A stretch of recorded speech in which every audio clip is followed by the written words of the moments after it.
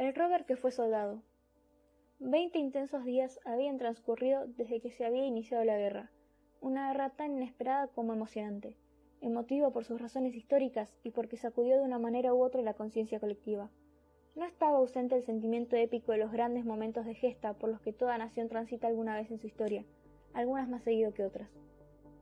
En el caso de mi país, los ecos de epopeya ya resonaban algo huecos, bibliográficos, aplastados por el paso de más de una centuria.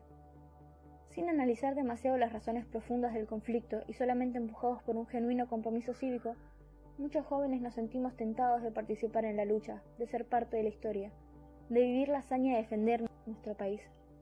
En el clan la actividad era febril. Si toda la sociedad participaba de los eventos, ora con trabajo, ora con joyas, cuanto más debíamos nosotros, todos los scouts, redoblar los esfuerzos de servir, mucho más que en tiempos de paz. A pesar del nerviosismo y la fatiga que nos abrumaba por la inacabable tarea, el clima dentro del clan era especial por una razón poderosa y excluyente. A diferencia de las demás ramas, los rovers estábamos en potenciales condiciones de ir a combatir, fundamentalmente por cuestiones de edad, aunque solo 2 tenían chances ciertas. Uno de nosotros, un tipo especial llamado el tío Kim, como le decíamos por haber leído y releído decenas de veces las historias de Kim de la India de Kipling, se había alistado y esperaba ansioso el llamado para integrar las tropas, llamado que nunca se reproduciría, por otra parte, debido a la brevedad que tuvo la guerra. Todos lo admirábamos por el gesto y muchos de nosotros lo hubiésemos seguido, a no ser porque ninguno alcanzaba todavía la edad suficiente, salvo Nacho, mi gran amigo Nacho. Era un par de años mayor que yo, y habíamos coincidido por un buen tiempo en las distintas etapas scout. Fue siempre para mí como un hermano mayor. Cuando yo pasaba una rama, él ya estaba, desde hacía 1 año o 2, invariablemente convertido en líder y ocupando un puesto a su medida. Tenía una personalidad atrayente, algo precoz por su madurez e inteligencia. Era extraño verlo cometer un error grueso o hallarlo en un comportamiento que desentonara con las circunstancias. Nacho sí tenía posibilidades muy concretas de ser llamado, y en virtud de ello nos ofreció como voluntario. Estaba seguro de lo que harían. Realmente éramos un grupo de rovers excepcional. Había una gran química entre todos nosotros, un sentimiento casi mítico, y en esos momentos que vivíamos todos albergábamos la misma pasión, el mismo ímpetu irrefrenable de querer combatir. Estábamos dispuestos a morir por aquello que considerábamos justo e inclaudicable. A pesar de ello, nuestro sentimiento, ahora lo veo, no era más que un espumarajo de heroísmo juvenil. Todos sentíamos la locura intrépida de aquellos momentos y sentíamos su belleza e intensidad electrizante. Aunque no era el caso de Nacho, su reacción fue muy distinta. Sinceramente, lo envidiábamos porque indudablemente lo llamarían. Ahora, en la perspectiva de mi propia vida, veo todo aquello con cierta tristeza, pero reconociendo la huella maravillosa e indeleble que dejó en mí para siempre la evolución de los hechos. Una tarde nos había extrañado el retraso de Nacho, a quien esperábamos desde hacía ya algunas horas. De todas maneras seguimos con nuestro trabajo de preparar prendas y clasificar alimentos que serían llevados al frente, al escenario del conflicto. Repentinamente nos cruzamos las miradas entre todos sin decir palabra. Salimos del galpón en el que estábamos al escuchar la voz de él, emocionada, apresurada y feliz. Con un papel en la mano, explicaba a todos el motivo de su inocultable alegría. Lo habían llamado a la guerra. Nos acercamos en tropel a tratar de arrancarle la misiva con el sello inconfundible del ejército, a felicitarlo y a mirarlo en su contagiosa exaltación, realmente a envidiarlo. Los términos en la carta no podían ser más escueltos y austeros. Explicaban secamente su deber de ciudadano e indicaban el lugar, la fecha y la hora de presentarse para tomar las armas en defensa de nuestra nación, tal y como refería el comunicado. En ese momento se hizo presente el jefe del clan, Vizcacha Astuta, según su tótem, y todos dirigimos nuestras miradas hacia él. Vizcacha era un viejo maestro scout que frisaba ya la segunda mitad de sus 50 años, y era para todos nosotros un segundo papá, un verdadero consejero, un amigo experimentado, como le solíamos decir. A pesar de su nombre algo cómico, Vizcacha era el gran apoyo de toda nuestra efervescencia juvenil y de la adolescencia tardía de algunos. Para otros era el padre que no tenían en la casa, pero por sobre todo era el gran tutor de nuestra vida, Robert, el que nos conducía y nos advertía del siguiente escollo en el río de la vida. Cuando se aproxima al ruidoso círculo que festejaba y congratulaba al futuro soldado, las voces disminuyeron hasta que se apagaron por completo.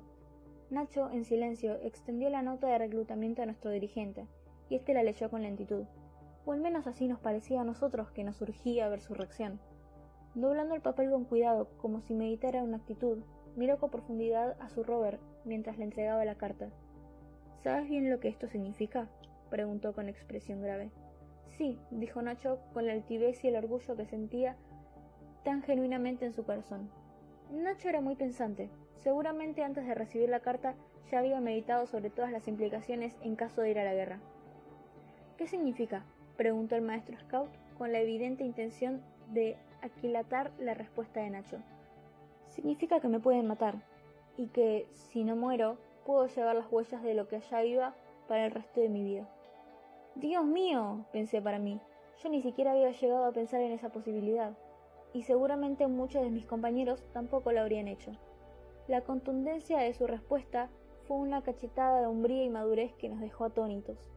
Cuanto más valor hacía falta para ir a la guerra, teniendo la plena conciencia de todas las nefastas posibilidades que depara el campo de batalla. En ese momento admiré y quise aún más a mi amigo de tantos años.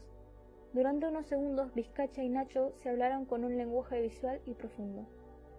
El jefe le extendió la mano izquierda y ambos se saludaron con la seña Scout, ambos con una altivez total y a la vez emotiva.